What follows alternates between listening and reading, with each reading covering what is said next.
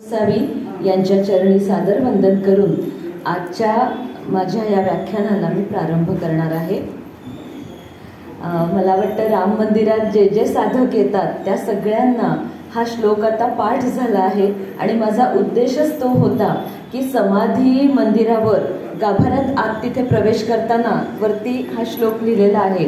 पण माझा अनुभव मी सांगते की जेव्हा पहिल्यांदा राम मंदिरात मी हा श्लोक घेतला त्यावेळेला चिंचवडमध्ये अनेक वर्ष राहून सुद्धा हा श्लोक फारसा परिचित नसलेले माझ्या लक्षात आलं. आणि ज्या स्थानामध्ये आपण राहतो तर त्या स्थानाचा उदोकारा आत्ताच मला इनामदार काकांनी सांगितलं की 8 ऑक्टोबरला ललिता सहस्रनाम ठेवलेलं आहे. नवरात्र कशासाठी करतो तर देवीचा जागर करण्यासाठी करतो, देवीचा उदोकारा. तर आपण ज्या स्थानामध्ये वास करत आहोत तर त्या स्थानामध्ये वास करण्याचं सुद्धा काहीतरी विशेष भाग्य आपल्याला लाभलंय, आपलं पूर्व सुकृत आहे म्हणून आपण त्या स्थानामध्ये आज आहोत. तर त्या स्थानाचं महत्त्व आधी आपल्याला माहिती पाहिजे आणि आपल्याला माहिती झाल्यानंतर आपण ते इतरांपर्यंत पोहोचवण्याचा कायम प्रयत्न केला पाहिजे. याच न्यायाने मी श्री मोरया गोसावींचा हा जो श्लोक आहे हा आवर्जून प्रत्येक ठिकाणी घेत असते. कारण वक्रतुंड तर सगळेच जण म्हणतात, पण मोरया गोसावी साक्षात मंगलमूर्ती म्हणजे मोरया गणपती स्वरूप असल्यामुळे त्यांचा श्लोकानी प्रारंभ हे मी माझं एक वेगळेपण म्हणून जपलेलं आहे. मी तो श्लोक म्हणणार आहे. आता ज्यांना येतो आहे, मला परिचित आहेत ते म्हणतीलच, इतरांनी श्रवण करावं. प्रियंतां खलु गाढपत्यपथगा श्रीमोरया योगिनो यै भ्रष्टै जगतीतलं विमलतां कीर्त्या हि नीतं पुरा तेद्य श्रीपवनातटे सुविमले कुर्वन्ति वासं चिरं रक्षन्त्वेव सदा सुमार्गजुषतस्तान् मोरयान् प्रार्थये, तान् मोरयान् प्रार्थये, तान् मोरयान् प्रार्थये. मंगलमूर्ती. आज श्रावण मास विशेष म्हणून आध्यात्मिक प्रवचन आपल्या इथे आयोजित केलेलं आहे आणि यासाठी आपण सगळ्यांनी मिळून मला आमंत्रित केलं तर त्यासाठी आधीच आभार मानून घेते. आणि खूप डोस मोठा नाही होणार याची नक्कीच काळजी घेऊनच थोडक्यात घेईन. कारण काय बोलायचं म्हटलं तर बरेच जण मला असं म्हणतात, ताई विष्णू सहस्रनामावर बोला ना. अहो 107 श्लोक आहेत. मला सांगा 40 मिनिटं 45 मिनिटं 1 तास बोलण्यासारखा तो खरं म्हणजे विषयच नाही हो. तरी पण शक्य तेवढा आम्ही प्रयत्न करत असते. म्हटलं हरकत नाही. मग भसे काकांना म्हटलं की थोडं शॉर्ट घेऊ का. सगळ्यांना हल्ली माहिती आहे व्हॉट्सअपचा जमाना आलेला आहे. पूर्वी 20-20 मिनिटाचे व्हिडिओ किंवा आपण मालिका ज्या दूरदर्शनवर बघत होतो त्याच्यावरून आपली मानसिक स्थिती आता कुठपर्यंत पोचली आहे तर अर्ध मिनिट 1 मिनिटाचं रील बघणं. तेवढं रील बघितलं की बस. त्याच्यापेक्षा काही जास्त बघण्याची, ऐकण्याची, पाहण्याची, वाचण्याची आणि त्याचं ग्रहण करण्याची क्षमताच आपली कमी होत चाललेली आहे. आधी आता त्याच्यावर काम कसं करायचं हा आता खरं तर मधल्या वयाच्या लोकांनी विचार करण्याची गरज आहे. असो म्हणूनच म्हटलं विष्णू सहस्रनाम नको तर विष्णूंचं जे 16 नाम स्तोत्र आहे तर त्या स्तोत्रावर मी विवेचन करेन. म्हणजे आपोआपच बघा ना मर्यादा आली. 16चं नावं 16 नावावर हा म्हणजे ताई बोलून बोलून किती बोलतील. प्रत्येक नावावर 5-5 मिनिटं म्हटलं तरीही 16 पंचे म्हणजे मग ताईंना तेवढं भान आहे वेळेत सगळं करता. म्हणजे तासाभरात ताई बरोबर संपवतील असा काकांनाही विश्वास वाटला.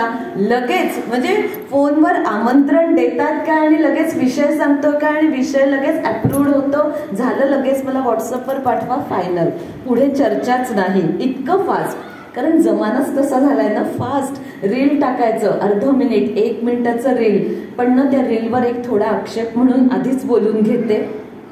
आज ना खरं म्हणजे बराच मोठा महिला वर्ग, मगाशी ज्योतिताईंनी रक्षाबंधनाचं जे महत्त्व सांगितलं त्याला अनुसरून बोलते आहे.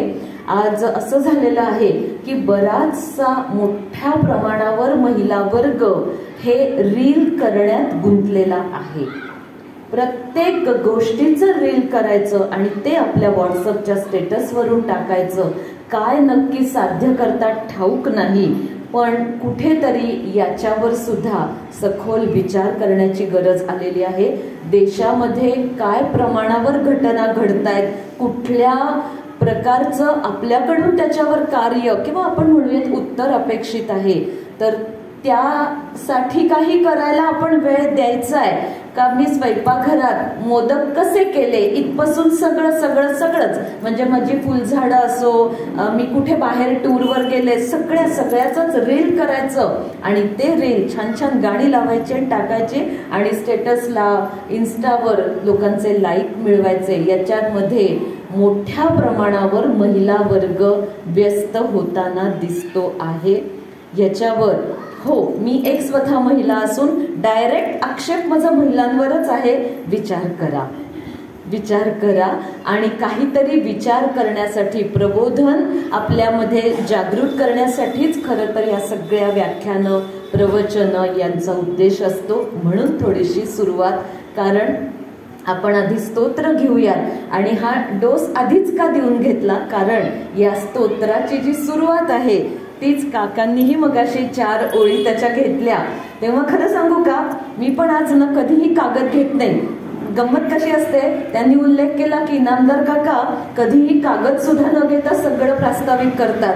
मी म्हटलं अरे बापरे, आज पहिल्यांदाच असं होतंय की मी तर डायरेक्ट वहीच घेऊन आले, कारण ते कागदावर उतरवून काढायलाही मला वेळ झाला नाही. आणि मग त्यांनी सुरू केलं स्तोत्र. म्हणलं आपण कशाला वही आणली, कारण कुठेतरी 16 नावं ओळींनी प्रवचन जेव्हा आपण करतो कुठेतरी लिंक तुटते, एखादं नाव मागे पुढे होऊ शकतं, म्हणून खरं म्हणजे वही समोर ठेवण्याचा उद्देश होता. पण आपण आधी ते स्तोत्र, म्हणजे मी म्हणेन ज्यांना येत असेल त्यांनी म्हणा, नसेल तर श्रवण करा. काका धन्यवाद की तुम्ही मला पूर्ण स्तोत्र म्हणण्याची पण इथे मुभा उपलब्ध करून दिली. म्हटलं आता यांनीच पूर्ण स्तोत्र म्हटलं तर आपण काय म्हणा, आपण फक्त बोला. पण मला स्तोत्र म्हणायची त्यांनी संधी दिलेली आहे. खूप खूप धन्यवाद. विष्णू षोडश नाम स्तोत्रम. औषधे चिंतयेत विष्णुं भोजने च जनार्दनं शयने पद्मनाभं च विवाहे च प्रजापतिं युद्धे चक्रधरं देवं प्रवासे च त्रिविक्रमं नारायणं तनुत्यागे श्रीधरं प्रियसंगमे दुःस्वप्ने स्मर गोविन्दं संकटे मधुसूदनं कानने नारसिंहं च पावके जलशायिनां जलमध्ये वराहं च पर्वते रघुनन्दनं गमने वामनं चैव सर्वकार्येषु माधवं षोडश एतानि नामानि प्रातरुत्थाय यः पठेत् सर्वपापविनिर्मुक्तो विष्णुलोके महीयते इति श्री विष्णु षोडश नाम स्तोत्रम. एक माहिती म्हणून सांगेन की आपण सगळी स्तोत्र म्हटल्यानंतर आपल्याला स्तोत्रम संपूर्णम असं म्हणायची सवय असते सहज. म्हणजे ही सवय ना ऐकत लागलेली असते. असं काही कुणी सांगितलंय म्हणून आपण म्हणत नाही. बऱ्याचशा गोष्टी अशाच आपल्याला माहिती होतात, पाठ होतात. एक लक्षात घ्या, कुठलंही स्तोत्र म्हटल्यानंतर संपूर्णम असं म्हणायचं नसतं, कारण संपूर्ण म्हणजे सगळंच पूर्ण झालं. अरे आत्ता एक स्तोत्र म्हटल्यानंतर घरी गेल्यानंतर 7 वाजता किंवा 7:30 वाजता थोडा उशीर होईल. दिवे लागण झाल्यानंतर शुभंकरोती म्हणणारच आहोत. रात्री झोपताना रामरक्षा भीमरूपी स्तोत्र म्हणणारच आहोत. मग संपूर्ण असं काय झालं? अजून काहीही संपूर्ण झालेलं नाही. त्यामुळे स्तोत्रम असं म्हणावं आणि ते स्तोत्र तिथेच थांबावं. पुढे परत आपण नक्कीच उद्या म्हणणार आहोत, यापुढेही म्हणणार आहोत. ही फक्त एक माहिती वजा सूचना म्हणून सांगितली. आता आपण या स्तोत्राकडे वळूयात. विष्णू सहस्रनामामध्ये जी 107 श्लोकांमध्ये जी 1000 विष्णूंची नावं दिलेली आहेत, तर त्या नावावरूनच त्यातलं काही महत्त्वाचं जे आपल्या दैनंदिन जीवनामध्ये उपयुक्त अशा ज्या काही आपले घटनाक्रम असतात किंवा जे आपल्या आयुष्यातले टप्पे असतात, त्याला अनुसरून अनुकूल योग्य अशी विष्णूंची नावं जी आपण स्मरणं अपेक्षित आहेत, ती नावं एकत्र गुंफून हे स्तोत्र रचलेलं आहे. रामरक्षेमध्ये तर आपण म्हणतो की सहस्रनाम तत्तुल्यम रामनाम वरानने. पार्वती आणि शंकराचा जेव्हा संवाद झाला तेव्हा पार्वतीनं विचारलं की हे विष्णू सहस्रनाम स्तोत्रम तर ठीक आहे, आता थोडंसं सांगते, थोडं गंमत पण घ्यायला हवी ना, म्हणून सांगते की आपण सर्व देवांची जी चरित्र किंवा त्यांची जी वाणी बघतो तर ती कालातीत आहे असं म्हणतो. का हो असं म्हणतो? तर कित्येक 1000 वर्षांपूर्वी ह्या देवादिकांचे संवाद झालेले आहेत आणि ते पुराणांमधून आपल्यापर्यंत पोचलेले आहेत. पण त्यावेळेचे सुद्धा देवादिकांचे संवाद कसे द्रष्टे आहेत याचंच प्रतीक म्हणजे हा पार्वती आणि शंकराचा संवाद, की तिने आत्ताचा जो कलियुगातला काळ आहे ना तो कसा असेल हे तेव्हाच ओळखलं आणि म्हणूनच आधीच विचारून घेतलं की विष्णू सहस्रनाम एवढी सहस्र नावं म्हणण्यापेक्षा सुद्धा काही छोटं शॉर्ट जे आत्ता चाललंय ना असं काही आहे का? तर त्यावेळेला भगवान शिवशंकरांनी तिला उत्तर दिलेलं आहे की होय, रामनाम हे एक नाम असं बहुगुणी श्रेष्ठ असं नाव आहे की जे सहस्र नावाच्या तुल्यबळ आहे.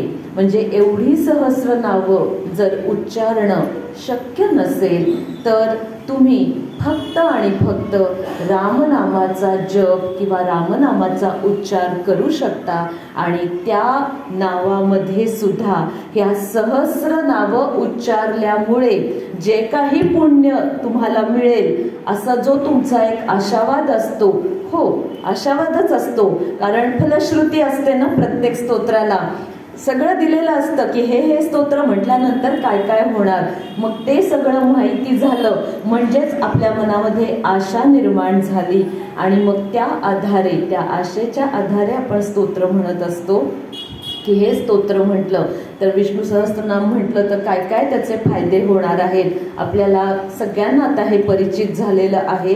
तर यातलं मला जे अपेक्षित आहे किंवा आपण ज्याला प्रेयस म्हणू की मला जे अपेक्षित आहे, मला जे प्रिय आहे ते मला प्राप्त व्हावं म्हणून मी ते स्तोत्र म्हणत असतो. तर ते मला एका रामनामाच्या उच्चारणामुळे मिळणार आहे.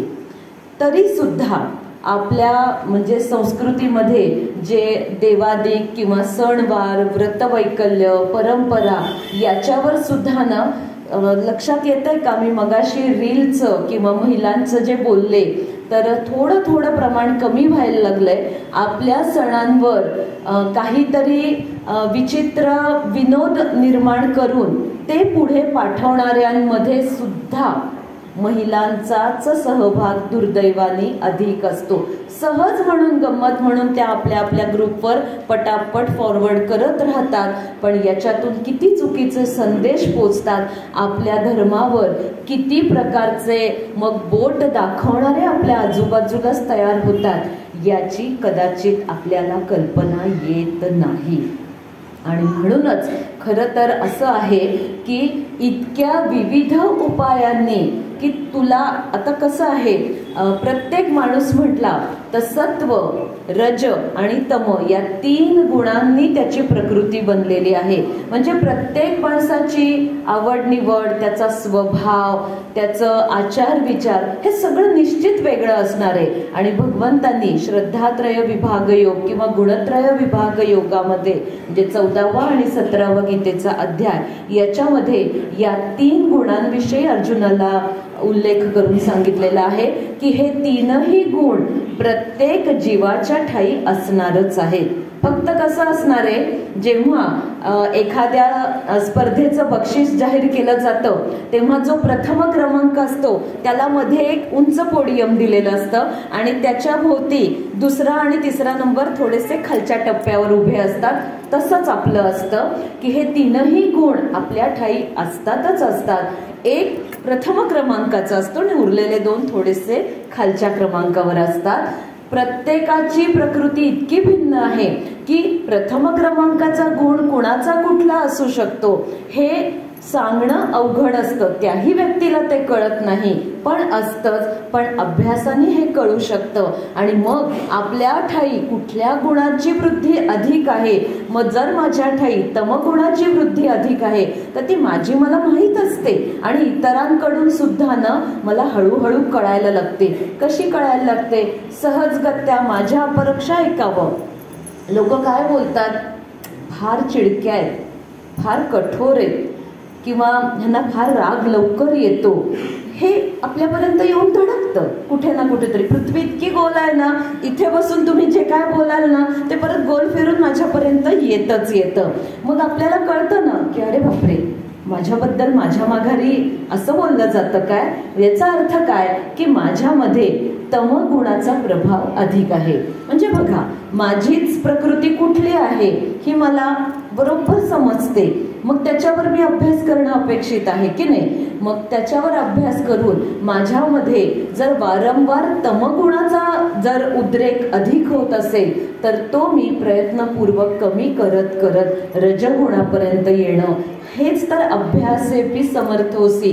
अर्जुनाला जे भगवंतांनी सांगितलंय की सतत अभ्यास करणं अपेक्षित आहे तो हाच. म्हणजे मी माझी प्रकृती ओळखावी आणि त्याप्रमाणे माझं कुठलं गुणाचं प्राबल्य अधिक मी करू शकणं अपेक्षित आहे ते करावं. आणि मग याचसाठी या विविध स्तोत्र मंत्र याची आपल्याला जोड लाभत असते. किती प्रकारचे स्तोत्र मंत्र आपल्यासाठी उपलब्ध करून दिलेत त्याचं कारणच ते आहे. एखादा सत्वगुणाचा जो माणूस असतो, जी व्यक्ती असते, शांत चित्ताने एका जागी बसून सलग 11 किंवा 12 वेळा सुद्धा विष्णू सहस्त्रनाम म्हणू शकतात. पण दुसरा जो चंचल प्रवृत्तीचा माणूस आहे तो पुस्तक समोर ठेवून एकदा सुद्धा त्याला विष्णू सहस्त्रनाम म्हणणं कठीण होतं. फरक आहे ना, कारण तशी प्रकृतीच तशी आहे ना. एखाद्याने संकल्प सोडला तर त्याप्रमाणे तो निश्चित त्याच्यावर कार्य करू शकतो. पण एखाद्याचे संकल्प हे तेरड्याच्या 3 दिवसाच्या रंगासारखेच असतात. श्रावण महिना सुरू झाला, काहीतरी करावं, पण पहिले 3 दिवस 4 दिवस होतात आणि हळूहळू हळू ढेपाळायला लागतं. मग या सगळ्यांना सुद्धा प्रवाहात कसं आणावं यासाठी खरं तर ह्या सगळ्या स्तोत्रांचा उपयोग आहे, हे लक्षात घ्या. विष्णू सहस्रनामाचं महात्म्य तर अनन्यसाधारण आहेच आहे, पण त्याच्या जोडीला ही जी काही छोटी छोटी स्तोत्र आहेत तर त्याचं सुद्धा महात्म्य तितकंच महत्त्वाचं आहे. आणि ते महात्म्य आपण जाणून घेणं, त्याचाही अभ्यास करणं, आपल्या दैनंदिन किंवा कुठल्याही आपल्या जी काही आपण उपासना करतो त्याच्यामध्ये याचा अंतर्भाव करणं हे आपल्यासाठी नक्कीच फलदायी आहे. आता पहिलंच नाव, याच्यातली जी सगळी नावं आलेली आहेत ही सगळीच्या सगळी नावं, म्हणजे 16 नावं जी दिलेली आहेत ही सगळी नावं विष्णू सहस्रनामामध्ये आलेली आहेतच. त्यामुळे त्याचा तो तिथलाही अर्थ महत्त्वाचा आहेच. पण हे नाव इथे विशिष्ट कारणासाठी आपल्याला दिलेलं आहे. तर त्या नावाचा अर्थ, ते कारण, त्याचं महात्म्य आणि त्याचा आपल्या शरीरावर होणारा परिणाम किंवा काही उत्तम फल असेल तर ते कसं, हे आज आपण जाणून घेतोय. पहिली ओळ आहे, औषधे चिंतयेत विष्णू. औषध, रोग झाला कीच औषध घेतलं जातं. पण हेल्थ सायन्समध्ये असं सांगतात की prevention is better than cure. म्हणजे काय की एखादा रोग होऊच नये म्हणून जी काळजी घेतली जाते प्रिव्हेन्शन, ही काळजी त्याच्यावर रोग झाल्यानंतर मग जे औषधोपचार, जी ट्रीटमेंट जे मेडिकेशन आपल्याला घ्यावं लागतं त्यापेक्षा ती नक्की सुखकर असते, सुलभ असते. म्हणूनच औषध घेताना विष्णूचं नाव घ्यावं असं पहिल्या ओळीचा सरळ धोपट अर्थ आहे. आता औषध, मगाशी इथे बघा एक काका सगळ्या कार्यक्रमाचे फोटो टिपतायत आणि तर त्यांचं फोटो टिपणं हे कार्य कसं आहे तर या कार्यक्रमामध्ये ते सर्वव्यापी आहेत. कारण त्यांनी एकदा फोटो टिपले आणि ग्रुपवर पोस्ट केले, कोणीतरी त्यांना पॉइंट आउट करून म्हणणारच आहे, काका माझा फोटो राहिला ना, हो मी पण तिथे नारळ द्यायला उभा होतो किंवा उभी होते ना. एका ताईंचं परिचय मी दिला ना करून, हो माझा नाही फोटो ह्याच्यात कुठे दिसत आहे. म्हणजे त्यांना बघा किती ह्या सगळ्या एवढ्या सभागृहात त्यांचं जे अस्तित्व, त्यांचे जे विचार आहेत ते सर्वव्यापी त्यांना ठेवावे लागले. कुणाचाही फोटो घेणं त्यांना चुकवून चालणार नव्हतं. मग 2 क्लिक मारा, 3 क्लिक मारा, थांबा जरा मोबाईल जरा सेट करायला वेळ द्या, पुन्हा ऍक्शन घ्या. कारण जर फोटो ब्लर आला तरीही म्हणणार दरवेळेला असंच होतं, माझाच फोटो ब्लर येतो. सगळ्या प्रकारच्या कमेंट करणारे लोक असतात. म्हणजे त्यांना हा कार्यक्रम हाच असं नाही, आणि प्रत्येक कार्यक्रमात त्यांना त्यांचं जे फोटो काढण्याचं जे कार्य आहे ना ते सर्व व्यापक ठेवावं लागतं. प्रत्येक सदस्य त्यांच्या दृष्टीने महत्वाचा त्यांना ठेवावाच लागतो. मग असा बसलेल्या प्रेक्षकांचा सुद्धा एक फोटो घ्यावा लागतो. कारण आज माझा वाढदिवस नव्हता, मी कुठलंच कार्य करायला इथे पुढे नव्हते, ना काही वाटप करायला होते, पण तरीही मी आले होते. मला ते कुठेतरी मला ते स्टेटसवर टाकायचं असतं ना की आज मी ज्येष्ठ नागरिक संघामध्ये अमुक अमुक कार्यक्रमाला उपस्थित होते, टाकायचं असतं ना मला स्टेटसवर. मग मी बारीक मुंगी एवढी का होईना पण दिसलेच पाहिजे. मग ती दिसण्यासाठी मला प्रेक्षकांचा एक फोटो घ्यावाच लागतो. म्हणजे त्यांना ते भान किती ठेवावं लागतं, एक असा इकडून एक फोटो, एक तिकडून एक फोटो, हे सर्वव्यापी पण एका कार्यक्रमासाठी. तुम्हाला मी उदाहरणं सोपी करून सांगते. मग बघा विष्णूचं सर्वव्यापी पण कसं आहे. विष्णू या शब्दाचा अर्थच मुळी असा आहे की वे वेष्टी व्यापनोती इति विष्णू, म्हणजे सगळीकडे व्यापणारा तो विष्णू आहे. ह्या सृष्टी जी आहे, ह्या सृष्टीची उत्पत्ती, स्थिती आणि लय अशा 3 भागामध्ये जर या सृष्टीचं आपण सगळं कार्य पाहिलं तर उत्पत्ती करता हा ब्रह्मदेव आहे. नंतर ही ह्या सृष्टीची जी संपूर्ण स्थिती आहे ही स्थिती भगवान विष्णूंच्या कार्यामध्ये तिचा समावेश होतो. आणि या सृष्टीचा जो अंतिमतः लय होणार आहे हा लय भगवान शिवशंकरांच्या हातून होणार आहे.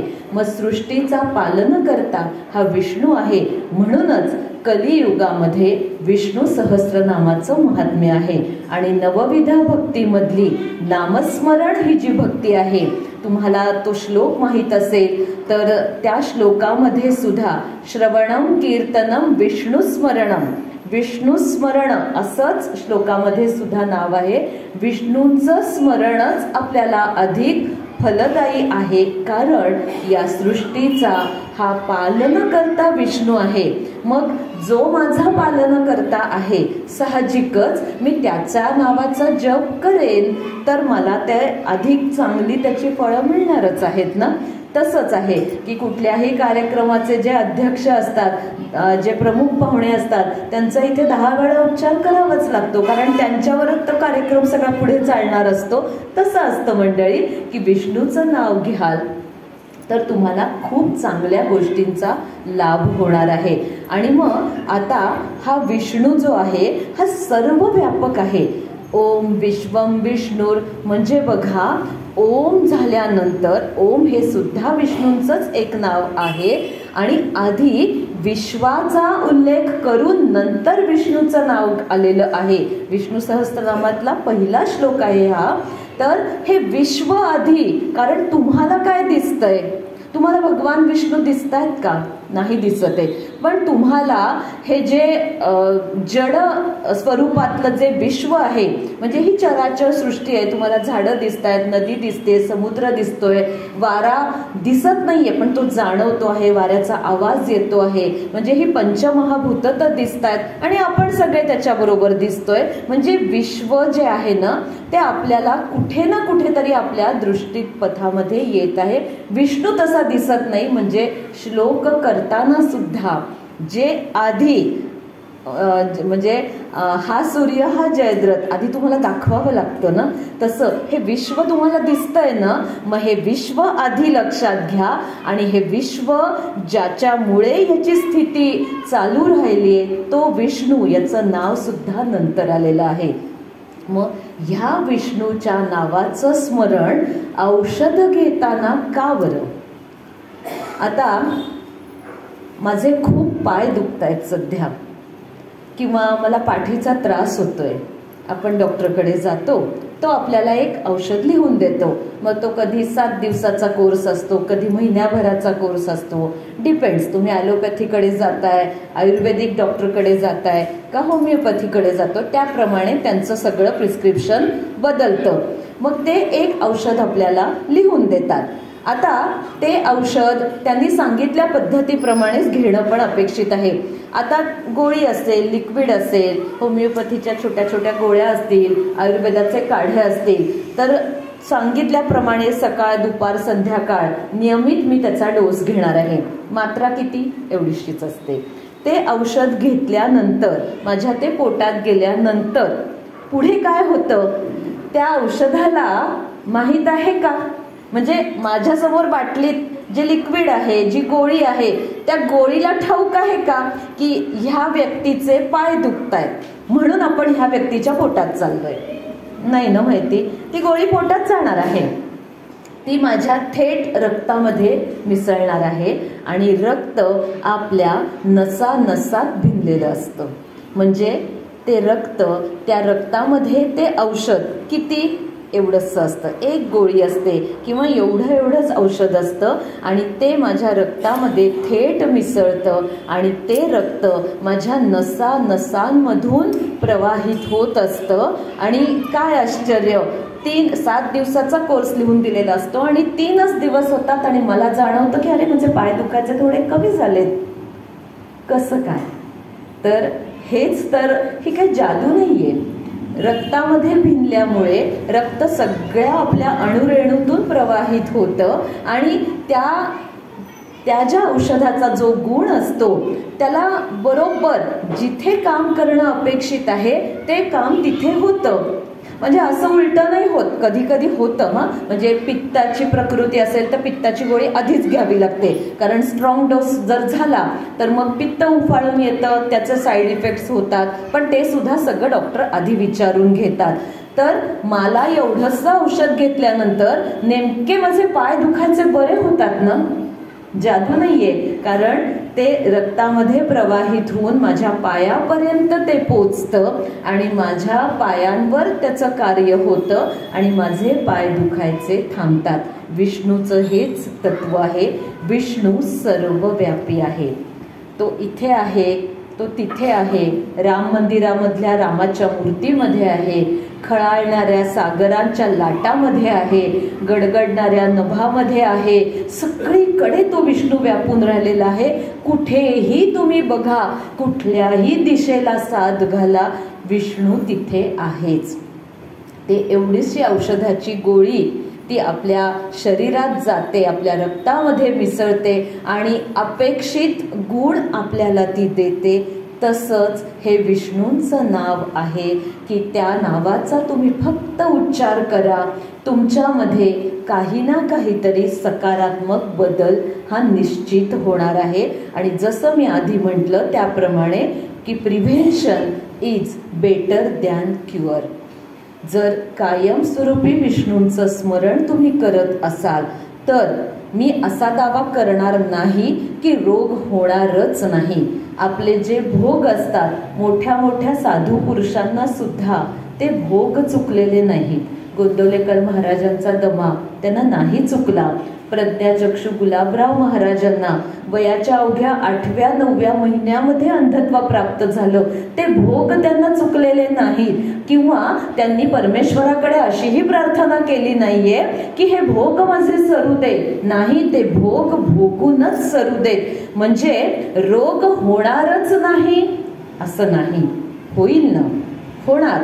ती व्याधी मला जर येणार असेल तर ती मी अशीच टाळू शकत नाही, पण त्या व्याधीचा जो प्रादुर्भाव आहे किंवा त्याचे माझ्या शरीरावर होणारे जे अनिष्टातले अनिष्ट परिणाम आहेत ते मात्र विष्णू स्मरणामुळे मी त्याचं प्रमाण निश्चितपणे कमी करू शकतो.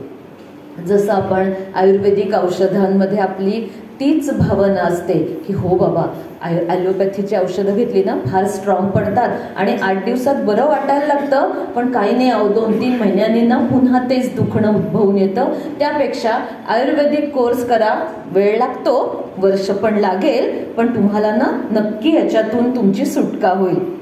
तोच भाव आहे की विष्णू स्मरण जर तुम्ही केलं तर रोग होणार नाही असं नाही, पण झालेला रोग लवकरात लवकर बरा होईल. तुम्हाला तो कमीत कमी त्रासाचा असेल आणि तदनंतर त्याचे फार दुष्ट परिणाम तुमच्या शरीरावर राहणार नाहीत. यासाठी प्रत्येक वेळेला लक्षात ठेवायचंय की मला नाही स्तोत्र म्हणणं जमत किंवा नाही माझ्या ज्याने एवढी साधना होत, मी एवढा उपासनेसाठी वेळ देऊ शकत नाही. हरकत नाही. आपल्या संस्कृतीनं, आपल्या धर्माने आपल्या प्रत्येकाला सामावून घेतलंय हे लक्षात घ्या.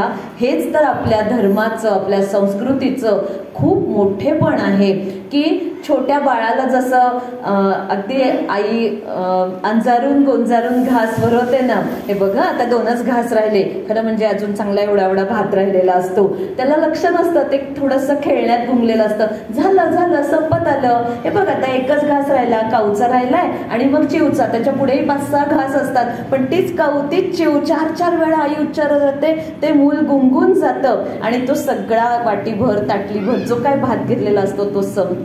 तसंच आहे, प्रत्येकाला आपल्या धर्माने सामावून घेतलेलं आहे आणि काहीही नाही करत हरकत नाही, पण तुला जर व्याधी उत्पन्न होते तर तू औषध तर नक्की घेणारच ना, कारण व्याधीपासून तुला सुटकारा हवा आहे.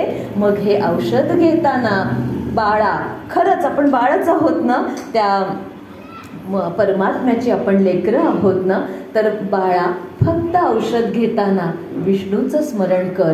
तू या व्याधीतून लवकरात लवकर रोगमुक्त होशील असा आशीर्वाद ह्या ओळीमध्ये आपल्याला दिलेला आहे. पुढची ओळ बघूयात. भोजनेच जनार्दन. आता जनार्दन हा शब्द विष्णू सहस्रनामात आलेला आहे, गीतेमध्ये आलेला आहेच. या जनार्दन याचा अर्थ असा आहे की जन म्हणजे आपण लोक आणि अर्दन म्हणजे मारणारा. आता जर सरळ अर्थ जोडायचं ठरवलं, जशी मराठी भाषा फार फ्लेक्झिबल आहे, तुम्ही जर योग्य ठिकाणी स्वल्पविराम, पूर्णविराम, अर्धविराम दिले नाही तर वाक्याचा अनर्थ होतो. तसंच जनतेला मारणारा असा जर सरळ अर्थ लावला तर नाही. जनतेला म्हणजे जनांना मारणारा म्हणजे जनतेला मारणारा नाही, तर जनतेला जो मारक आहे त्याच्यापासून त्यांना मारणारा, त्या दुष्ट शक्तीला मारणारा असा तो जनता म्हणजे जनार्दन. त्याचा न बहुव्रीही समास सोडवावा लागतो. सरळ तत्पुरुष समास सोडवला तर गडबड झालीच समजा. तर असा हा जनार्दन आणि ह्या जनार्दनाचं स्मरण भोजन करताना का बरं सांगितलं असेल? विचार करा. आपल्याकडे भोजन करताना वदनी कवळ घेता नाम घ्या श्रीहरीचे, बघा म्हणजे पहिला घास घेताना, मुखामध्ये घास घेताना सुद्धा परत सोप्या पद्धतीने, नाही हे स्तोत्रपाठ माझ्या नाही लक्षात राहिलं पण वदनी कवळ तर मला येतंय, नाम घ्या श्रीहरीचे, तिथेही पुन्हा तेच सांगितलंय की श्रीहरीचं म्हणजेच विष्णूचं स्मरण करणं अपेक्षित आहे. का तर मी जे आज भोजन करत आहे, माझ्या ताटामध्ये जे सुग्रास अन्न आलेलं आहे, हे अन्न माझ्या कष्टाने मी मिळवलेलं आहे, म्हणून मला त्याचा पहिला अभिमान आहे, ही महत्त्वाची गोष्ट. आणि त्यानंतर हे भोजन मी घेतल्यानंतर या भोजनाचा उचित परिणाम माझ्या शरीरावर होणं अपेक्षित आहे. किती गोष्टींनी ना, की भोजन माझ्या अंगी लागलं पाहिजे. लहान मुलांना आपण म्हणतो, अरे रडत रडत नका रे जेवू, जरा हसत खेळत जेवा, ते अन्न अंगी लागत नाही. किंवा जेवताना रडरड करू नका, जेवताना कटू काही बोलू नका, काही वादविवादाचे प्रसंग असतील तर टाळा. सुखाने, आनंदाने, शांत चित्ताने जेवण करा. कारण आपण जे अन्न ग्रहण करतो तर त्या अन्नाचं ग्रहण झाल्यानंतर पोटामध्ये गेल्यानंतर त्याचं पचन व्यवस्थित होणं अपेक्षित आहे आणि ते अन्न अंगी लागलं पाहिजे ना. माझ्या शरीराची जी पुष्टी आहे ती त्या अन्नावर आहे. अन्न हे सुद्धा विष्णूचंच एक नाव आहे. विष्णू सहस्रनामामध्ये खालच्या शेवटच्या श्लोकांमध्ये येतो बघा हा शब्द. तर हे अन्न मला अंगी लागलं पाहिजे आणि सुद्धा त्या अन्नाचे कुठले दुष्परिणाम सुद्धा मला होऊ नयेत. कधी कधी अन्न जर काही म्हणजे त्याच्यामध्ये भेसळ असेल, काही शिळं वगैरे असेल तर मला त्याचा त्रास होतो. तर दुसरं आपण म्हणतो लहान मुलांच्या बाबतीत विशेषतः आपण हा शब्द प्रयोग करतो की अन्न दृष्टावलं, म्हणजे मुलांना ना सगळ्यांच्या समोर असं ओपनली जेवायला घालू नका. काय माहिती कोणाची नजर कशी लागते. ह्या सगळ्यांना मी सांगते ना, ह्या अंधश्रद्धा वगैरे नाही आहेत बरं का. ह्या आपल्या आपल्या समजुतीमधून तयार झालेल्या गोष्टी आहेत. श्रद्धा ही एकच असते आणि ती अढळ श्रद्धा असते. श्रद्धा कधी अंध वगैरे नसते बरं का. हे सगळे चुकीचे शब्द प्रयोग आलेले आहेत. मला जसा अनुभव येतो तसं मी विचार करते, तसं मी कार्य करते आणि तसे हे सगळे विचार असतात. त्यामुळे अन्न सुद्धा श्राप्त आपण असं म्हणतो. अन्नाचा अवमान करू नये. कारण अन्न पिकवणारा हा जो कृषी आहे, शेतकरी राजा आहे, याच्या अथक कष्टातून हे अन्न आज माझ्या ताटापर्यंत येऊन पोचलेलं आहे. त्यामुळे त्या सगळ्यांची जाणीव ठेवणं मी अपेक्षित आहे. म्हणूनच इथे जनार्दन, जन म्हणजे किती लोकांचे कष्ट, अन्नदाता, अन्नकर्ता आणि अन्न भोगता ह्या सगळ्यांचं स्मरण एक अन्नप्राशन करताना मला अपेक्षित आहे. अन्नप्राशन हा सुद्धा 16 संस्कारांमधला लहान बालकांवर केला जाणारा एक संस्कार आहे. म्हणजे किती किती गोष्टीतून त्याचे अर्थ आपण उलगडून पाहू शकतो. तर त्याच्यासाठी ही एवढी सगळी उदाहरणं सांगते.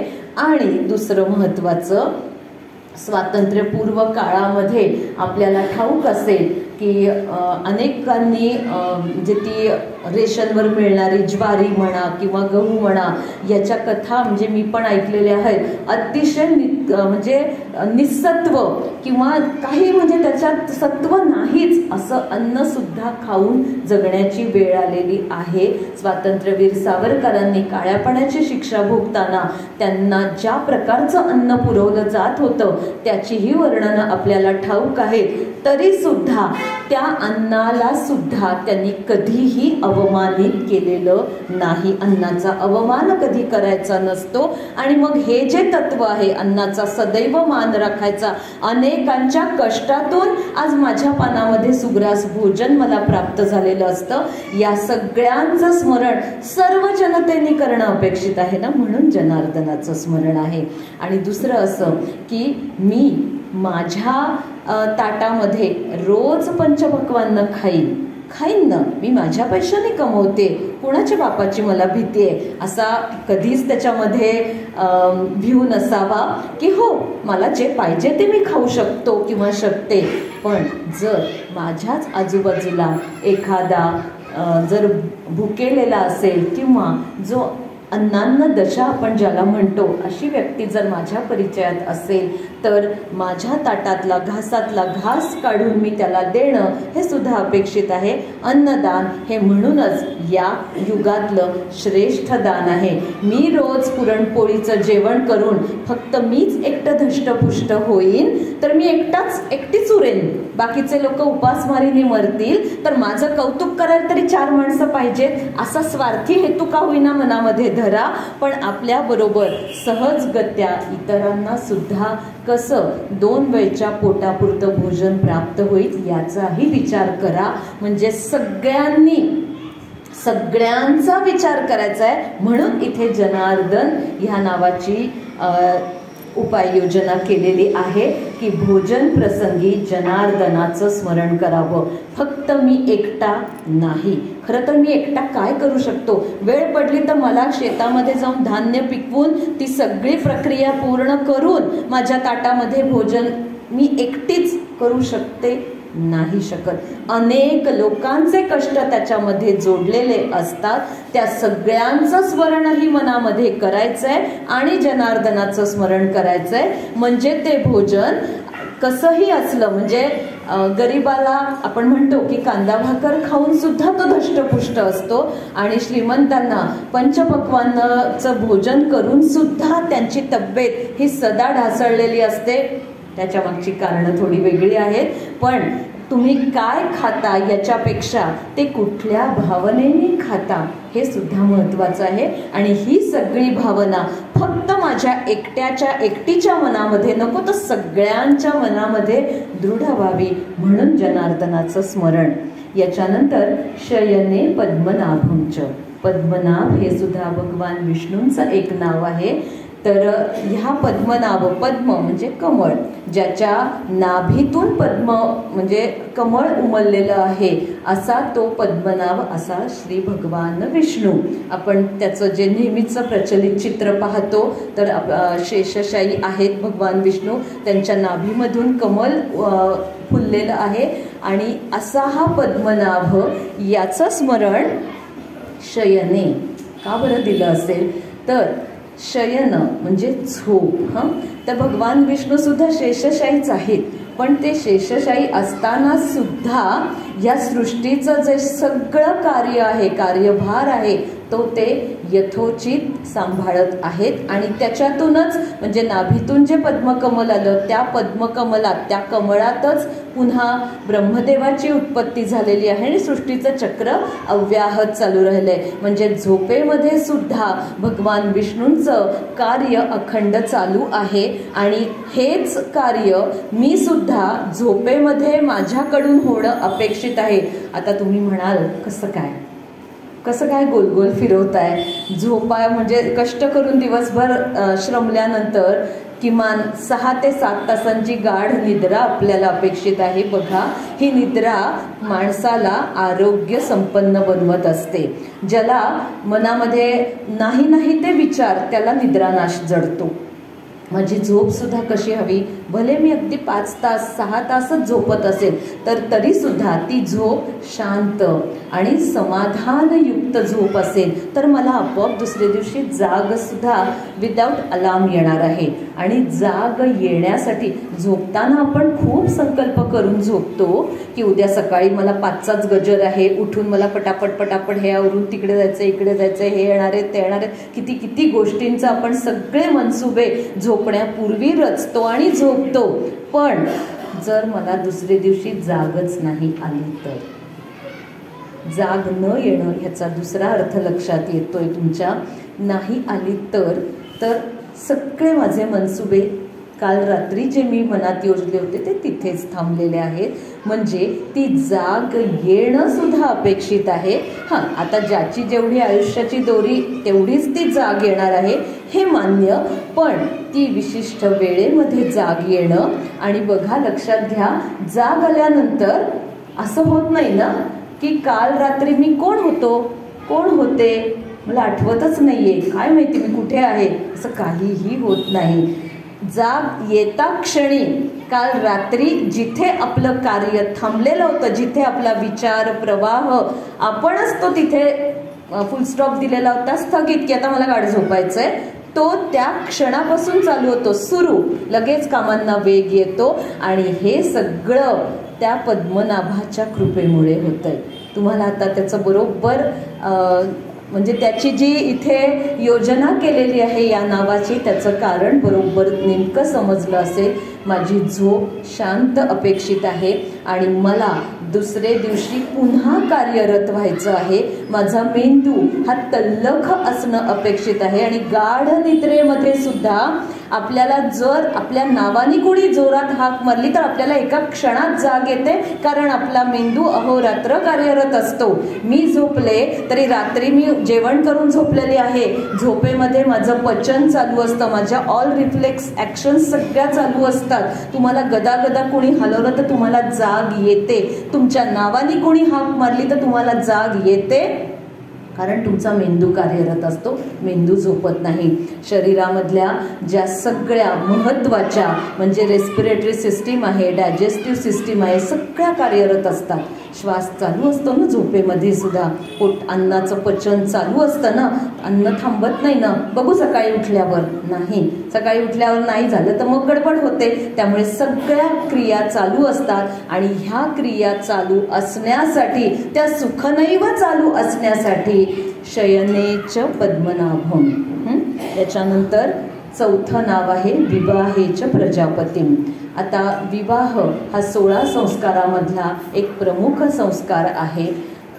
प्रजा उत्पत्तीसाठी आपल्याकडे एक संस्कारक्षम असा हा विवाह मान्य केलेला आहे. आणि प्रजापती म्हणजे ब्रह्मदेव, ब्रह्मदेवानी या सृष्टीची उत्पत्ती केली. कुठलीही संतती अनवरस नको, त्या प्रत्येक संततीला पिता आणि माता यांची ओळख अभिमानाने सांगता यावी म्हणून हा विवाह संस्कार आहे. आणि अग्नीच्या साक्षीनं हा संस्कार आपण करत असतो. सगळ्यांच्या शुभेच्छा आपण त्या संस्काराला देत असतो, उपस्थिती देत असतो. आणि पुढच्या येणाऱ्या भावी आपण म्हणतो ना की भारतवर्षाचं जे उज्ज्वल भविष्य आहे ते या सगळ्या पुढच्या येणाऱ्या भावी पिढीच्या हातीच सुरक्षित आहे. मग ही भावी पिढी याची निर्मिती होण्यासाठी विवाह हा पवित्र संस्कार मानलेला आहे. आणि म्हणून विवाह प्रसंगी प्रजापतीच्या नावाचं स्मरण अपेक्षित आहे. याच्यानंतर युद्धे चक्रधरम देवम. युद्ध प्रसंग, रात्रंदिवस आम्हा युद्धाचा प्रसंग. खरंच आहेच ना, कशाची युद्ध आपण झेलत असतो. घरामध्ये आपापसात सुद्धा किती युद्ध, माझं वैचारिक सुद्धा किती प्रकारचं द्वंद्व म्हणजे पुन्हा युद्धच चालूच असतं. फक्त काही तिकडे सीमेवर लढणारे जवानच युद्ध करत असतात, नाही. आपण सगळे जण अर्जुनाच्याच आपण प्रतिकृती आहोत. त्यामुळे सगळ्यांना कुठल्या ना कुठल्या तरी युद्ध प्रसंगाला अखंड तोंड द्यावंच लागतं. आणि ह्या प्रसंगात आपल्याला स्मरण करायचंय ते चक्रधर देवाचं. चक्रधर म्हणजे ज्याच्या हाती ज्यांनी चक्र धरलेला आहे असा जो देव तो चक्रधर. आणि असा देव म्हणजे ज्याच्या हाती सुदर्शन चक्र आहे तो अर्थातच गोपाल कृष्ण. आणि ह्याची कथा आपल्याला ठाऊक आहे की महाभारतामध्ये भगवंतांनी भीष्माचार्यांना असं वचन दिलं होतं, अशी प्रतिज्ञा घेतली होती की ह्या संपूर्ण युद्धामध्ये मी निशस्त्र असेन, मी युद्ध प्रसंगी कुठलंही शस्त्र धारण करणार नाही. परंतु ते सुद्धा श्रीकृष्णाचे परमभक्त आणि भगवंतांची ही प्रतिज्ञा किंचित का होईना कशी मोडणं, मी म्हणत नाहीये हा शब्द, कशी बदलायची हे करू शकणारे सुद्धा तेच भीष्माचार्य. आणि त्यांच्यावर साक्षात हा भगवान गोपाल कृष्ण त्या रथाचंच चाक घेऊन धावून गेला. म्हणजे ते चाक पुन्हा तेच युद्ध, सुदर्शन चक्र, ते चक्र नाही पण त्या रथाचं चाक धरलं. किंचित का होईना त्या प्रतिज्ञेचा भंग झाला. आणि गीतेमध्ये 3रा अध्याय जो आहे कर्मयोगाचा, त्याच्यामध्ये भगवंत अर्जुनाला सांगतात की एवं प्रवर्तितय चक्रं नानुवर्तयति हयः. म्हणजे काय की हे जे सगळं सृष्टीचं जे चक्र आहे ह्या चक्राचे 6 आरे आहेत. कर्मापासून ते ह्या संपूर्ण ज्ञान प्रवासामध्ये, म्हणजे तो कर्मयोगाचा अध्याय आहे त्याच्यामध्ये मी आत्ता नाही जाणार आहे. तर हे सगळे 6 जे मुख्य आरे आहेत, तर ह्या आऱ्यांवर हे सृष्टीचं चक्र अखंड अव्याहत चालू आहे. चक्रच म्हणतो ना, गोल गोल. जन्म आहे, पुन्हा मृत्यू आहे, पुन्हा जन्म आहे. आज काम केलं तरी पुन्हा उद्या करावंच लागतं. आज एवढा सगळा पूर्णावरणाचा स्वयंपाक केला, मंगळागौरीचं कोणी कोणी जेवण खाऊन आले तरी उद्या आहेच ना पुन्हा पुन्हा पुन्हा तेच तेच तेच तेच गोल गोल गोल गोल रहाट गाडग्यासारखं सगळं अव्याहत चालू असतं. आणि मग हे सगळं चालू असणं म्हणजे दैनंदिन आपल्याला ज्या अनेक समस्यांना तोंड द्यावं लागतं, छोट्या छोट्या समस्यांमध्ये सुद्धा आपण नको इतकं विचलित होऊन जातो. तर हे विचलित न होण्यासाठी, आपलं मानसिक संतुलन व्यवस्थित राहण्यासाठी, मोठे युद्धप्रसंग आलं तर काय करायचं हा भाग वेगळा, पण बऱ्याच वेळेला असं होतं की छोट्या प्रसंगाने आपण जास्त हरतो. तुम्हाला अनुभव असेल की मोठ्या गोष्टीनं सहज निभावल्या जातात, पण छोटीशी एकच गोष्ट मनात धरून ठेवतो आणि कित्येक वर्ष मी ती मनात धरून ठेवतो, ती बाहेरच काढत नाही आणि मी त्याच्यानेच विचलित होते. त्या धरून ठेवलेल्या गोष्टीची गाठ मनामध्ये राहते. तीच गाठ पुढे कशामध्ये प्रवर्तित होते आपल्याला सांगायला नको. तर ह्या सगळ्यातून मुक्ती मिळवण्यासाठी, ह्या युद्ध प्रसंगातून आपल्याला पार पडण्यासाठी, विजय प्राप्त करण्यासाठी ह्या चक्रधर देवाचं म्हणजे भगवान विष्णूच्या या नावाचं स्मरण अपेक्षित आहे. त्याच्यानंतर प्रवासे त्रिविक्रमंच, प्रवास. इथून तिथे चिंचवडहून पुण्याला मनपाची 122 नंबर पकडली आणि गेले. आता मेट्रो आहे. एवढाच प्रवास अपेक्षित आहे का? आपल्या आयुष्याचा हा प्रवास निरंतर चालू राहतो. माझ्या जन्मापासून सुरुवात झालेला हा प्रवास या देहामध्ये, माझ्या या देहाचा मृत्यू होईपर्यंत चालू राहणार आहे, पण आत्म्याचा प्रवास निरंतर चालू राहणार आहे, अखंड आहे. आणि ह्या प्रवास प्रसंगी त्रिविक्रमाचं नाव घ्यायचं आहे. आणि हा त्रिविक्रम म्हणजे म्हणजे पुन्हा जे गुणत्रय मी म्हटलं ते 3 गुण, सत्व, रज आणि तम, ह्या गुणांवर मला, कारण ह्या गुणांच्या मदतीनंच माझं सगळं विचार आचार चालू राहतात. त्या गुणांचं मला उत्तम साथ अपेक्षित आहे. जो नको तो मला असा डिलीट करता आला पाहिजे, जो हवा तो मला हायलाईट करता आला पाहिजे, आणि मग त्याच्यावर विक्रम मिळवणारा असा तो त्रिविक्रम. आणि विक्रम हे वामन अवतारामधल्या वामनाचं सुद्धा एक नाव आहे त्रिविक्रम, की 3 पावलामध्ये संपूर्ण ही सृष्टी त्यांनी पादाक्रांत केलेली आहे. वामन हे नाव परत या स्तोत्रामध्ये शेवटी येणार आहे, तिथे मी याचा उल्लेख करणार आहे. म्हणून इथे एवढंच की ह्या सगळ्या 3 गोष्टींवर आपल्याला विजय मिळवायचा आहे. आणि हा प्रवास आपला कसा सुखकर होईल, कारण हा आयुष्याचा प्रवास आहे. मग ह्या प्रवासामध्ये भवसागर खूप मोठमोठ्या संतांनी आपल्याला सांगून ठेवलंय. आम्ही अजून तो बघितलाय का भवसागर माहिती नाही, पण सगळ्या संतांनी सांगितलंय म्हणजे तो निश्चित काहीतरी आहे आणि तो सागर पार करून जायचा आहे. तो सागर पार करण्यासाठी संत तुकाराम महाराज म्हणतात तसं की विठ्ठल नामाचं तारू चंद्रभागेच्या तीरी त्यांनी ठेवून दिलेलं आहे. जा पंढरपूरला जा, त्या तारूमध्ये, तारू म्हणजे जे तरुण नेणारं असतं ना, त्या तारूमध्ये बसा आणि हा भवसागर हा म्हणता म्हणता असाच तुमचा तरुण जाईल. तर याच्यासाठी ह्या त्रिविक्रमाच्या नावाचं स्मरण अपेक्षित आहे. त्याच्यानंतर नारायणन तनुत्यागे, नारायण भगवान विष्णूंचं हे जे नाव आहे, तर तनुत्याग म्हणजे आपला मृत्यू आपल्याला कुठल्या क्षणी येईल हे ठाऊक नाही. म्हणूनच सगळ्या संतांनी आपल्याला एकच उपदेश केलेला आहे की अखंड नामस्मरण करा. नामस्मरण केल्याने काय काय होऊ शकतं हा एक मोठा वेगळाच विषय आहे, पण एवढं नक्की की नामस्मरणामुळे आपल्याला मृत्यूचं भय नक्कीच कमी होतं. आणि भागवतामध्ये जेव्हा परीक्षित राजाने भागवत कथा ऐकलेली आहे, त्याचं श्रवण केलेलं आहे, त्याच्यानंतर त्याचं मृत्यूचं भय कमी झालं आणि तो हसत हसत मृत्यूला सामोरा गेलेला आहे, कारण त्यांनी ह्या भगवत कथेमध्ये अखंड भगवंताच्या नावाचं स्मरण केलं, श्रवण केलेलं आहे. आणि हे स्मरण, हे श्रवण आपल्याला ते बळ देतं. पण आता तनुत्यागे म्हणजे ह्या देहाचा जेव्हा त्याग होणार आहे त्या क्षणी मला नारायणाचं नाव घेणं अपेक्षित आहे. हे कसं काय जमावं? अवघड आहे.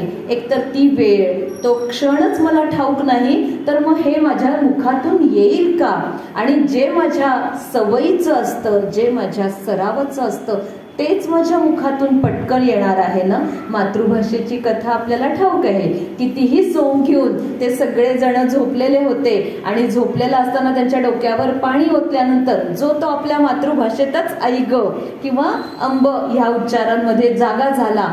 त्या तसंच आहे, जे आपल्या अखंड चिंतनात असतं, जे आपल्या आत भिनलेलं असतं तेच माझ्या मुखातून शेवटच्या क्षणी सुद्धा बाहेर येणार आहे. त्यामुळे त्याची प्रॅक्टिस करण्यासाठी मी कुठलाही मला काळ वेळ ठाऊकच नाही. मी ती प्रॅक्टिस जेव्हापासून मला याची माहिती होणार आहे की असं करायचं असतं, मी ते करणं अपेक्षित आहे.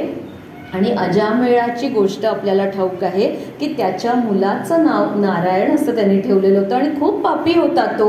पण त्याचा शेवटचा जेव्हा क्षण आधी काळ आला त्यावेळेला सगळेजण त्याला सोडून गेलेले, फक्त तो नारायण त्याच्या सेवेला राहिलेला होता. आणि अर्थात त्यामुळे त्याच्या मुखातून फक्त नारायणाचंच नाव घेतलं जात होतं. आणि शेवटच्या क्षणी सुद्धा त्याचा जेव्हा श्वास त्याच्या शरीरातून बाहेर पडत असेल त्यावेळेलाही अत्यंत क्लेशाच्या त्या अवस्थेत सुद्धा त्याच्या मुखातून त्याच्या पुत्राचं नाव आलं जे नारायण होतं. आणि त्यामुळे तो विष्णू लोकाला त्याला गती प्राप्त झालेली आहे.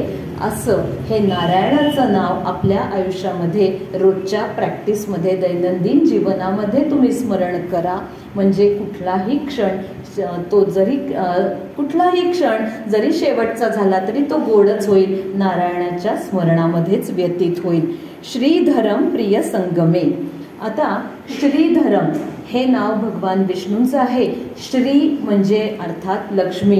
तसं तर श्री हे सगळ्याच देवदेवतांना आपण वापरतो. तर ही लक्ष्मी ज्याच्या हृदयामध्ये स्थिर आहे असा तो श्रीधर. आणि मग हा प्रिय संगमे म्हणजे अर्थातच पुन्हा तोच विवाहाचा संदर्भ आलेला आहे की पती पत्नी त्यांचा संसार. कारण तो संसार समर्थ रामदास स्वामी म्हणतात तसं की आधी प्रपंच करावा नेटका. तो प्रपंच आहे, त्या प्रपंचामध्ये आपण आहोत. हा देह प्राप्त झाला आहे म्हणून तर या देहाच्या मदतीने आपण कर्म करू शकतोय. कर्मयोगाचा जो सिद्धांत आहे, नाहीतर तो आत्मा कशाच्या आधारे कर्म करणार होता. म्हणून हा देह प्राप्त झालेला आहे. पती पत्नी विवाह संस्कारांनी एकत्र आलेले आहेत आणि त्यांच्यामध्ये सलोखा, सामंजस्य आणि सध्याच्या काळामध्ये जे विवाह आपण बघतो की अल्पावधीतच संपुष्टात येत आहेत, तर याच्यासाठी सुद्धा आवर्जून तुम्ही ज्याही कुठल्या विवाह प्रसंगाला उपस्थित राहाल तर तिथं त्यांना सांगून ते करतील की नाही ठाऊक नाही, पण त्यांच्या डोक्यावर अक्षता टाकताना, त्यांना आशीर्वाद देताना किंवा ती नवपरिणित जोडी जर तुम्हाला नमस्कार करायला येत असेल तर तुम्ही अवश्य मनामध्ये श्रीधर या नावाचा उच्चार करू शकता. आपल्यापासून आपण करू शकतो, दुसऱ्याला काय सांगावं. काहीतरी याचा सुद्धा चांगला शुभ उपयोग त्या नवपरिणित जोडीला होईल. त्यांचा विवाह कायमस्वरूपी चिरकाल टिकून राहील. कारण हा विवाह हा गौरी हराचा असतो. शिव पार्वती हे एक आदर्श जोडपं म्हणून त्यांचा देवदैवतांमध्ये उल्लेख केलेला आहे. म्हणून तर गौरी हर पूजून ती जी नवपरिणिता असते ती त्या बोहल्यावर उभी राहत असते. त्यामुळे आपण आपल्यापासून सुरुवात करूयात. श्रीधर ह्या नावाचा आपण मनामध्ये स्मरण करूयात आणि त्या जोडप्याला आपण आशीर्वाद देऊयात. याच्यानंतर दुःस्वप्ने स्मर गोविंदम. आता आपण मगाशी निद्रेचं बघितलं. शांत निद्रा आपल्याला अपेक्षित आहे. आपल्या दिवसभराच्या सगळ्या कष्टांना आपल्याला पुन्हा उद्या उभं राहण्यासाठी ही निद्रा अपेक्षित आहे. पण जर काही कारणाने जर काही भयावह स्वप्न पडत असतील, माझी निद्रा जर भंग पावत असेल, मला जर ती सलग झोप लागत नसेल, तर अर्थात माझा दुसरे दिवशी त्या कामावर माझा परिणाम होणार आहे. म्हणून ती दुःस्वप्न येऊ नयेत म्हणून गोविंदाचं स्मरण करणं अपेक्षित आहे. आता गोविंदाचं स्मरण, गो म्हणजे अर्थातच गाय, आणि गोविंद हे नाम म्हणजे गायींचं रक्षण करणारा तो भगवंत विष्णू. आता याच्यामध्ये मी आत्ताच्या काळाला संदर्भ तुम्हाला सांगेन की गायींचं म्हणजे गोपालक, गोचं रक्षण हे फक्त आपल्या हिंदू धर्मामध्येच सांगितलेलं आहे. मग आपण गायींचं रक्षण करतो आहे, तसंच त्या गायींकडूनही आपल्यासाठी काहीतरी सद्भावना निर्माण होत आहेतच. आणि जर आपण गायींचं रक्षण केलं तर अर्थातच आपल्या हिंदू धर्माचंही रक्षण होणार आहे. आणि सध्याच्या काळामध्ये आपल्या धर्माचं रक्षण हा सगळ्यात महत्त्वाचा मुद्दा आहे. आणि ह्या धर्माचं रक्षण होण्यासाठी गोविंदाचं स्मरण म्हणजे माझ्या गोठ्यातल्या 4 गायी फक्त जगाव्यात इतका छोटा अर्थ, त्याला संकुचित अर्थ लावू नका. हा अर्थ विस्तार करा. विष्णू ह्या नावाप्रमाणे त्या अर्थाचा व्यापक विस्तार करा. संपूर्ण हिंदू धर्म जर सुरक्षित राहील तर मी एक सुद्धा त्यामध्ये सुरक्षित राहणार आहे. आणि त्यासाठी स्मरण गोविंदाचं. त्यानंतर संकटे मधुसूदनम. आता संकट प्रसंग, जसं युद्ध प्रसंग तसंच मधुसूदन संकट. मधुसूदनाचं नाव एवढ्यासाठी की मधु दैत्याचा वध करणारा तो मधुसूदन. आणि कुठलंही छोटं मोठं संकट माझ्यावर येईल तर त्या संकटाला मला सामना करण्याचं बळ हे मधुसूदना तू द्यावस म्हणून त्याचं स्मरण करायचंय. कानने नारसिंहायच म्हणजे कानन म्हणजे जंगल, अरण्य. आता नारसिंह भगवंतांचा नृसिंह हा एक अवतार आहे. कसा तर अर्धा सिंह आणि अर्धा नर असा हा अवतार आहे. आणि हा अवतार भक्त प्रल्हादाच्या रक्षणासाठी घेतलेला आहे. आता भक्त प्रल्हादाची कथा सगळ्यांना ठाऊक आहे. त्याच्या आयुष्यात आपण मराठीमध्ये एक शब्द प्रयोग वापरतो की रान माजवलं, रान उठवलं. त्याच्या आयुष्यात अक्षरशः रान माजवणारा त्याचा स्वतःचा पिता होता. काय काय त्याचे हाल करण्याचा प्रयत्न केला नाही. म्हणजे एखादा आपण म्हणतो ना की चांगल्या घरातून जंगलात जाऊन अरण्यात जाऊन पडणं, अशी स्थिती ह्या प्रल्हादाची साक्षात त्याच्या पित्याने केलेली होती. राजवाड्यात राहून इतकी संकट त्याच्यावर घातलेली होती. आणि त्या संकटातून रक्षण करणारा तो नारसिंह म्हणजे भगवंतांनी त्या हिरण्यकश्यपूच्या सगळ्या अटींना अनुसरून असा हा नृसिंह अवतार धारण केलेला आहे. आणि एकट्या भक्त प्रल्हादाचंच रक्षण इतकंच अपेक्षित नाही, तर जो अनन्य भावानी नारायणाचं स्मरण करेल त्या प्रत्येकाचं रक्षण मी करणार आहे. हे अभिवचन ह्या अवतारामध्ये दिलेलं आहे. म्हणून कानन म्हणजे जंगल. आपल्या आयुष्यात सुद्धा असे जे जंगल सदृश जे काही प्रसंग असतील त्यामध्ये आपलं रक्षण ह्या नारसिंहाने करावं. म्हणजे बघा की जिथे कुठली एक मात्रा लागू पडणार नाहीये अशी स्थिती येते ना, तिथे भगवंतांचा नृसिंह अवतार धारण असतो. हे असं नकोय तसं नकोय, ठीक आहे, या सगळ्यातून मार्ग काढणारा तो नृसिंहाचा अवतार आहे. म्हणजे कितीही विपरीत परिस्थिती निर्माण झाली तरीही मला प्रकाशाचा किरण दिसेलच असा हा नृसिंह अवतार. आणि याचं स्मरण ह्या कानन प्रसंगी करणं अपेक्षित आहे. पावके जलशायीनाम. आता पावक म्हणजे अग्नी. आता अग्नी जर माझ्या भोवती असेल तर आपण म्हणतो आग विझवायला पाणी टाकायचं. मग ह्या जर माझ्या भोवती अग्नी प्रज्वलित झालाय, मी त्या संपूर्ण अग्नीच्या ज्वाळांनी वेढले गेले, तर त्याच्यातून मला बाहेर पडण्यासाठी जलशायीनाम या नावाचं म्हणजे तो भगवंत हा समुद्रामध्ये तिथे शेषावर निद्रिस्त अवस्थेत, निद्रिस्त म्हणजे ती योगनिद्रा आहे, त्या अवस्थेमध्ये आहे. म्हणून त्याचं स्मरण की अग्नीपासून सुद्धा माझं रक्षण करावं कोणी, तर या जलशायी सायनम या नावाने. त्याच्यानंतर जलमध्ये वराहम च.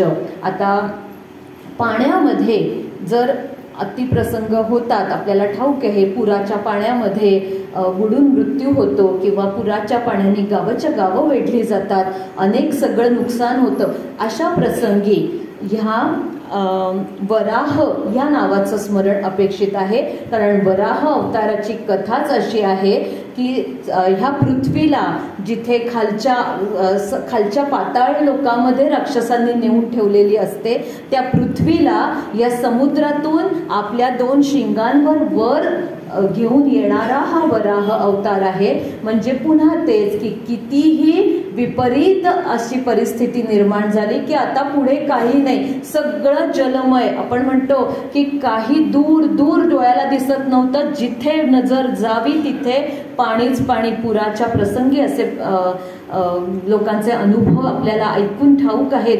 अशा प्रसंगी या वराह या नावाचं स्मरण करणं अपेक्षित आहे. याच्यानंतर पर्वते रघुनंदनम. आता रघुनंदन म्हणजे प्रभू श्रीराम.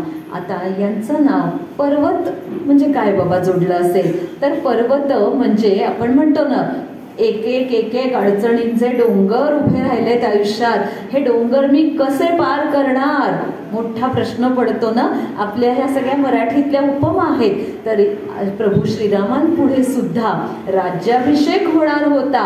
त्या प्रसंगी 14 वर्ष वनवासाची त्याच्या साक्षात माता पित्यांकडून त्याला आज्ञा झालेली आहे. त्या क्षणापासून अडचणींचा डोंगर त्यांच्या आयुष्यात खरं म्हणजे उभा राहिला. आणि तिथपासून रावण वध झाल्यानंतर सुद्धा पुन्हा एकदा सीतेच्या चारित्र्यावर उठले गेलेले प्रश्न म्हणजे अडचणींचे डोंगर. खरं तर ते खूप मोठे पर्वत होते, कारण प्रभू श्रीराम हे अयोध्येचे राजा होते. राजा म्हणून त्यांचा राज्याभिषेक होणार होता.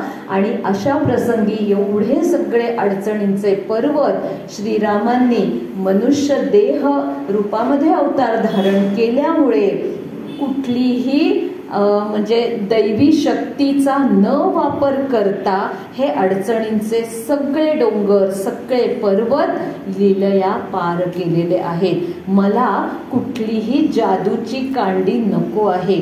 माझ्या शक्तीवर, माझ्या बुद्धीवर माझा पूर्ण विश्वास आहे. माझ्या सद्गुरूंवर माझा विश्वास आहे. माझ्या माता पित्यांच्या आशीर्वादांवर माझा पूर्ण विश्वास आहे. हा भाव दृढमनी धरून मी एक माझ्या आयुष्यात येणारे अडचणींचे पर्वत पार करण्यासाठी हे रघुनंदना तू मला शक्ती दे, अशी या रघुनंदनाकडे प्रार्थना करायचे. गमने वामनम चैव. आपण ह्या स्तोत्राच्या अखेरच्या नावाकडे आलेलो आहोत, कारण माझ्या डोळ्यासमोर घड्याळ आहे. 7:30च्या काट्याला बरोबर 16वं नाव घ्यायचं असं मी ठरवलेलं होतं.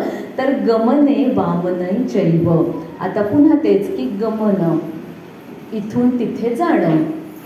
ह्या प्रसंगी सुद्धा वामन ह्या नावाचं स्मरण, कारण वामन अवताराची कथा आपल्याला ठाऊक आहे.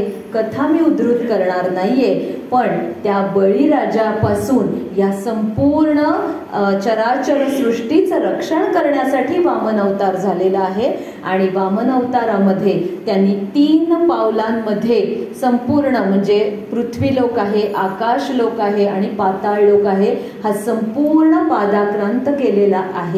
तर आपल्या आयुष्यामध्ये सुद्धा जे मला दिसतं आहे, म्हणजे मी वाटचाल माझ्या आयुष्याची करते, मी पृथ्वी लोकावर चालले, पण असे कित्येक गोष्टी असू शकतील की ज्या माझ्या पायाखाली, आपण म्हणतो ना पायात साप सोडणं, कुणी माझ्या पायाखाली साप सोडला तर तो मला कळायला वेळ लागेल. म्हणजे माझ्या पायाखाली काय हलतं आहे किंवा काय घडतंय मला कदाचित कळणार नाही, माझ्या डोक्यावर काय होतंय मला कळणार नाही. अशा सगळ्या प्रसंगातून सुद्धा ही आयुष्याची, ही उपासनेची, ही साधनेची वाटचाल सद्गुरूंच्या कृपेने मला अविरत चालू ठेवायची आहे. यासाठी ह्या वामन ह्या नावाचं स्मरण मी करणं अपेक्षित आहे. अशी ही संपूर्ण 16 नावं, आधीच सांगितलं त्याप्रमाणे संपूर्ण विष्णू सहस्त्रनामाचं एवढी 1000 नावं घेणं अपेक्षित आहे. परंतु जर मला ते शक्य होत नसेल तर तुम्हाला छोटंसं रील करून दिलेलं आहे आपल्या ऋषीमुनींचे किंवा ह्या ग्रंथकर्त्यांचे, पुराणकर्त्यांचे आपल्यावर किती अतोनात उपकार आहेत, त्या सगळ्यांचंही आपण स्मरण करूयात की छोट्यात छोटं आपल्याला करून दिलेलं आहे सहजगत्या. मी तर म्हणेन आपल्या घरातल्या नातवंडांना सुद्धा अवश्य हे स्तोत्र शिकवा. त्या निमित्ताने त्यांना विष्णूंच्या नावाची ओळख होईल. ओळख झाली की मग पुढे आवड निर्माण होईल. आणि तुम्ही जेव्हा असं म्हणतात, आम्हाला शाळेत बालवाडीत असताना माझी मुलं जेव्हा होती तेव्हा तिथल्या बाई नेहमी सांगायच्या की दरवेळेला चित्रकला स्पर्धा, अमुक स्पर्धा का आयोजित करायची. तर वेगवेगळ्या स्पर्धातून जेव्हा 100 वर्गातल्या मुलांसाठी आम्ही चित्रकला स्पर्धा आयोजित करतो तेव्हा ती 100 मुलं चित्र काढतात, पण पुढे भावी आयुष्यात त्यातला एकच चित्रकार होणार असतो. तसं तुमच्या प्रत्येकाच्या घरी तुम्ही जर पुढच्या पिढीपर्यंत हे स्तोत्र पोचवाल, एक कोणीतरी त्याच्यातला प्रेरित होईल, तो पुढे जाईल, तो पुढे ह्या विष्णूंच्या नावाचा अभ्यास करेल, त्या नावाचं महात्म्य जाणून घेईल आणि पुन्हा हेच कार्य अखंड एवं प्रवर्तितं चक्रं नानुवर्तयति हयः, हे या उक्तीप्रमाणे हे अखंड कार्य चालू राहील. आणि हे कार्य चालू राहणं हेच आपल्याला अपेक्षित आहे. आणि या सगळ्यांसाठी आपल्या मनातले सकारात्मक विचार, त्या सकारात्मक विचारातून होणारी पवित्र ऊर्जा, सद्गुरूंचे कृपाशीर्वाद, या सगळ्यांची निरंतर जोड अपेक्षित आहे. जय जय रघुवीर समर्थ.